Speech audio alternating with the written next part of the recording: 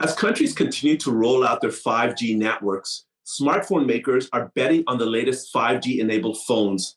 So, can 5G spark a new super cycle that generates billions of dollars in sales for the industry? Joining me to discuss this and more is Vitali Mossounov, Global Technology Analyst with TD Asset Management.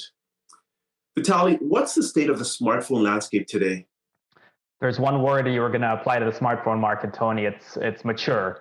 I actually, before the segment, tried to go and figure out when was it that I bought my first smartphone. And it kind of, for some reason, seemed like maybe 4, 5, 6 years ago, but it's now been 10. And remarkably, we reflect on it some more. The iPhone came out, really defined this smartphone category. We're in the 14th year right now, so the market's mature. Well, I think we've got a chart we can throw up. Look, from '07 to 15, 2015, 2016, that was the era when I think we saw our friends, people around us using smartphones, and we said to ourselves, hang on a second, I can get an Uber, I can get a date using this thing compared to a regular phone. This is cool. I'm going to go get this.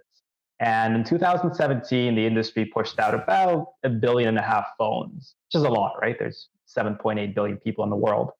And since then, it's really been a story of a replacement cycle. So everyone's got a smartphone, and you just go get a new one now every 4 or 5 years. So a mature market, Tony. And certainly in this market, there's a lot of competitors. There are a lot of different phones you can go and buy. Who would you say are the leaders in the smartphone market today? There are a couple, and I think we'll continue with the adjective game and say the market's not only mature, but naturally it's consolidated, as mature markets tend to be. We've got another chart that I'll trust we'll throw up, and you'll see right there that you've got really 6 companies controlling 80% of market share. Huawei and Samsung, they lead the way with about 20. Huawei predominantly selling in China, Samsung being more of a global player. There's Apple's Apple, and 3 more Chinese companies that have been gaining market share in recent years, Vivo, Oppo, and Xiaomi, and then really a bunch of, from an investor perspective, irrelevant players comprising the remaining 20%. And so going forward, given what we've gone through with the pandemic and so forth, do you see any sign of recovery in the smartphone industry? There's hope. And in fact, 2020 was supposed to be a bit of a recovery year. As I mentioned, 18 and then 19 saw modest declines in sales. I'm not going to get into the reasons why 2020 turned out to be a not so good year for smartphone sales. We all know what has been a defining event of the year. But for 21, we're now hearing language from big producers like Samsung that they're seeing people come out of their, nests at home, get out into the real world more. There's obviously the economy's recovering. And as I said, replacement cycles matter. So people are realizing, look, my phone, I've been using it for 4 years, for 5 years. I think I might need a new one, especially with the word 5G being thrown around. So 21 has got a chance of being a growth year for smartphones. It's encouraging. Okay, I want to drill down a bit because you mentioned about the need to upgrade your phone, particularly with 5G. Do you think that 5G can drive growth in this industry? It's a hotly contested debate. I'll tell you what the two sides are. I mean, the first one is saying, look, 5G, what is it, right?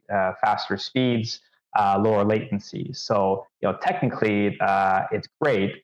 It can lead to something. But in the meanwhile, if you look at the networks that are out there, are they fully set up for 5G? No, they're not. You can't take advantage of it right now to its fullest extent. And applications that are going to really let you take advantage of those technical parameters I described, they're not there. So I think the detractors will say 5G will not make a contribution to sales. I think I take the other side of it. It's not that there's going to be, I think, a 5G super cycle that we're about to embark upon, but I think the consumer is probably going to be driven by the marketing more than the technicals. I mean, we go to work or work from home, we pick up kids from school. We're not doing deep dives on a daily basis as consumers about what what it is that this smartphone can give us. And I think the marketing around 5G is actually very aggressive. And as Andre mentioned, I think a couple of weeks ago, the promotions are very aggressive as well around 5G. And I think that is going to be a boost to consumer demand and an upgrade cycle for 21. Now, there are some growing concerns that the smartphone market is uninvestable, similar to the PCs became after their sales peaked back in 2011. What's your take on that? It's an interesting thought. It does warrant some concern, but I think with the present information we have, it is an incorrect view. I think we need to remember really that 2011 to present, the decline of the PC has really been all about cannibalization by smartphones. So we saw the chart earlier in the segment. We just all realized that there's a better way to do things, and we stopped buying PCs and started buying smartphones. That eventually will, of course, we know the history of technology, that will happen to smartphones as well. But as we're thinking about the next 1 or 2 years, this is not something to be overly concerned right now. This is a long-term thought to ponder on. Okay, we just have a few seconds left. What's one way for investors to get exposure to this sector? There's no shortage of vehicles out there for technology. It's a popular sector. There are ETFs, there are mutual funds. We at TDAM manage the TD Global Technology Leaders Index ETF. It's a tongue twister, but the ticker is TEC.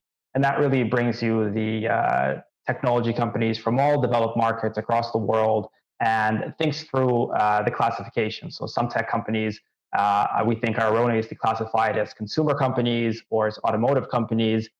In that ETF, we've put the thought through to say Tesla, it might be an automotive company, it might be a car company, but we think it's also a tech company. And so it's included in an ETF like ours. Vitali, thank you very much for your time. Thanks, Tony.